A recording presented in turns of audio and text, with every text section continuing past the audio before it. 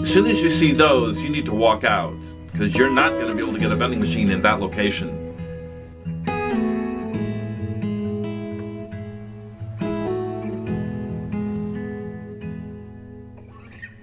Hello and welcome back to All Things Gumball. Today I want to share with you an answer to a question that somebody gave me maybe a couple of weeks ago. I created a video, if you go back about 3 or 4 videos from this one, I was talking about a location that I went to visit, I went to service it, and I talked about how I inadvertently ignored it for 4 months. Now, I don't normally do that. Normally, I'm visiting my machines every 30 days and maybe every 60 days at the most, somewhere in between 30 and 60 days. Now, this one is a little bit out of the way. I don't have a lot of vending machines in that area, so sometimes I kind of forget about that. You know, I'll run and I'll check. Let's say I'll go and check 20 locations or 20 machines, and this one's way over here, and then I might come up in this area for another day, and then down in this area another day, and I totally forget that one is way over here. And it does pretty well, and I tell you, it's actually a Walmart. And I told you that in that video, I told you that I ignored it for 4 months, accidentally. I went and received about $100 out of the machine. It was pretty much empty. Now, I want to tell you guys how to get into bigger locations. Okay, Walmart and car dealerships and big warehouses when you're driving down industrial areas. How do you get into these really big areas? I start off by telling this little story about myself. I was with my daughter one day. We were out checking machines. We were out servicing the machines. And I'm kind of like the dad that wants to show off to their child or their children. I have 2 daughters. I want to show off to them, kind of make them think I'm bigger than life, you know. Nobody really knows the real me except me, and maybe, you know, maybe I don't even know myself truly as I know God knows me. But, you know, the way we present ourselves may be totally different. In other words, the way I see myself is totally different than the way you guys see me. You may see me as a dork or a failure or a loser or a nerd or a bumbling idiot, but I see myself as Superman, you know. When I'm with my kids, you know, I really want to prove to them that I'm bigger than life, that I'm Superman to them. You know, I want them to look up to me, I guess, in a way. So we were out, myself, Zoe and I, we were out filling up machines, getting the quarters, having a fun day, and we were driving by this very big warehouse, similar to this here. And as a fluke or a joke, I said to my daughter, what about if we go and see if we can put a vending machine in there? And she kind of gave me this look like, is that even possible? And I kind of thought to myself, no, it's going to be impossible. That was my thought. It's going to be impossible to get into a location like that, because a big location like that, they have the means and the finances to call businesses that have vending machines. So why would they need our services? So to be honest, my thought was, no, we're not going to get in there. We're wasting our time. But as I said, I wanted to show my daughter that I'm invincible, you know. So I said, let's try it. So we pulled up to a guard shack, similar to this one here, and there was a guard standing there. He was letting people in, letting people out, letting the employees out, letting the employees in, and the delivery people. And we pulled up, and the guy says, "What's up? What are you up here for?" And we told them that we do vending machines. We work with a charity, and we want to see if we can get a vending machine into this warehouse in the break room. And he said, "Well, go down about halfway, and you'll see a building on the left, and you're going to go inside there, and you're going to talk to Patricia." And I said, all right. So we drove in, he let us in, and we parked, and we went inside, and we talked to Patricia for 5 minutes. And we told her what we were doing, and she really liked the idea, and she said, yeah, bring a machine in. She said we have 3 break rooms because the building was so huge. And I think she told me that it had 500,000 square feet of space. 500,000. And she said, we have 3 break rooms. She said, you can put 1 in each break room. And then she said to me, we are actually going on a break in the holiday season. It was right around Christmas time, like Thanksgiving or whatever, Thanksgiving, Christmas time. And she said, we're actually going to be going on a break. And what they do, that business, they supply all the shelving units and display units and anything that Walmart needs. Imagine Walmart, they put up a big warehouse, a big building.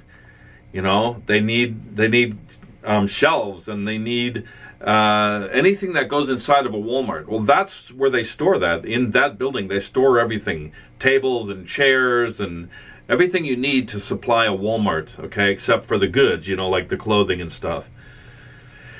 Now, she said to me, we're going into our Christmas season, our holiday season, and Walmart doesn't open stores during the holidays. They don't open up Walmarts during the holidays. So after the holidays are over, Walmart opens up a Walmart, and they need shelving brought in. And so she said basically they have less employees during the holiday season. And she goes, do you want to come back in a couple of months? And the thought entered my mind, yeah, let's do that. And then another thought entered my mind, if we do that, we may end up losing the location, because in 2 months she may say, I don't remember ever saying that to you. I don't remember telling you that. I don't remember offering you that option. She may have a change of heart, or maybe there's another person that comes in and takes her place. Another manager comes in and takes her place. So I said, no, I'll be fine. I'll bring one in, and then when the season is over, when the holiday season is over, I'll come back and check on it and make sure that you guys are doing all right. So what I did was I brought 3 machines immediately into that location, and in a couple of weeks I brought a 4th machine. Okay, so now I've got 4 machines in that location. The only reason I put 4 in there because one of the break rooms does exceptionally well and the other 2 don't get as much attention. So I figured the one that gets a lot of attention, that one is going to get 2 vending machines. Now, I talked about in this video that says I got $100 on one location. I talked about how that was in a Walmart, and a lot of people ask, how do you get in a Walmart? How do you get in a Walmart? It's the same way, kind of, that you get into a big car dealership. Let me talk about car dealerships as well. Okay, now this is kind of a touchy subject. I've gotten people complain about this idea that I've done. I haven't done it in a while. It takes a little bit of guts, but here's what you do. When you walk into a car dealership, before I go on, do you know that the car dealerships, the people that work there, the salespeople, they don't make a paycheck unless they sell a car. Did you know that? When you go there and you park your car in the parking lot and you get out of the car, someone's going to come up and meet you. And if they're not going to meet you where you are in the parking lot, they're going to come and meet you if you go to the front door, or if you walk in the front door. They're going to meet you, they're going to greet you, they're going to say hi, and they're going to be friendly because they're hoping that they can get a sale. So they're going to they're going to be in your face as soon as you pull up, basically. Now, when you go to a car dealership, and I'm talking about the nicer ones, you're going to be looking for one thing. You're going to be looking for the vending machines. You're going to be looking for where the vending machines are. Okay, take out your phone, take out your cell phone, and turn the volume down, because I've done this before. I've pretended I was talking on the phone, and all of a sudden my phone starts ringing. Okay, so they know I'm faking it when I'm talking on the phone. So what you do is you take your phone out and you pretend you're having a conversation with a friend. Something serious. Oh, really? They're getting a divorce? When the people come up to you to see if you need a car to buy, because they want the sale, because they want the commission, because they want the paycheck, because they want to pay their bills, because they want to live in their house, okay, or they want food on the table, you just pretend you're talking on the phone and give them this kind of like, hold on, but keep going, don't stop. Just keep on walking, and what you're doing is you're looking for something. You're looking for the vending machines. You're looking to see where the vending machines are. Now, some of these bigger car dealerships, they have these really nice, what do you call them, a salon or a cafe or something. They have a place where you can buy a cup of coffee, you can get some donuts and maybe a slice of pizza or something like that. As soon as you see those, you need to walk out, because you're not going to be able to get a vending machine in that location. But what you do is you go and you see a Coke machine and a snack machine, like a little, potato chip machine. take note of whether or not there's a gumball machine in there. If there's a gumball machine, you're halfway there. And if there's 2 gumball machines, you're 99% of the way there getting into that location. Take a look at the 2 gumball machines that are in there, the bulk candy vending machines. Take a look at those 2 vending machines and see, do they have the same name on the machine? Does it have a name? Does it have a phone number? Are they both the same? Are they both owned by the same people? Now, if one says John and the other one says Frank, and they have 2 different phone numbers, then they're owned by 2 different people, of course, and they're owned by 2 different, entities that are not living in the same, well, they could be gay, John and Frank could be living together, and, John owns one and Frank owns the other one. But I guarantee you 99.9% of the chance they don't live together and they're not gay, all right? So you're going to see Joe lives maybe on that side of town and Frank lives on that side, or did I say John? Anyway, you know what I'm saying. That means you're 99% ready to get a vending machine in there. Now, you're going to go home and you're going to get a vending machine ready. You're going to go home. Now, you're going to find out what they have. Take a look at John or Joe, whatever name I went with earlier. Find out what he's selling. Don't put that in your machine. If you see he's got peanut M&Ms in his machine, you do not want to put peanut M&Ms in your machine. Don't compete with him. Don't rock the boat. Okay? Don't piss him off. And then you guys get kicked out or you get kicked out. Okay? Put something else in there. No matter what it is, just find something else you can put in there. Beans and rice, I don't care. Dog food for the goldfish or something, but don't put what he's putting in there. You're going to make him mad. He's going to talk to the manager and get you kicked out of there. Because you're going to do this without permission. And that's why I said this is kind of iffy. I don't think it's immoral, and I don't think it's illegal. I know it's not illegal, but it's just kind of being obtrusive, obnoxious, rude, okay? You're just kind of, like when people are in line in traffic, and they've been waiting in line for 30 minutes to get off the exit, and someone comes along and right at the last second just scoots over. That's what you're doing. You're being kind of like that. It's not wrong. It's not evil. It's not immoral. You're not going to go to hell for it. Okay? So find out what they're putting in their machines and go put something else in your machine. Do something totally different. Okay?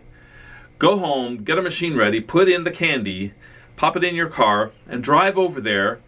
And what you're going to do is you're going to try to find a way to get it in there without much attention. Just drag it in there quickly. Just kind of get in there quick, drop it off, and just kind of walk out. But don't draw attention to yourself as you're leaving or as you're coming in. Just be, just pretend this is what you're.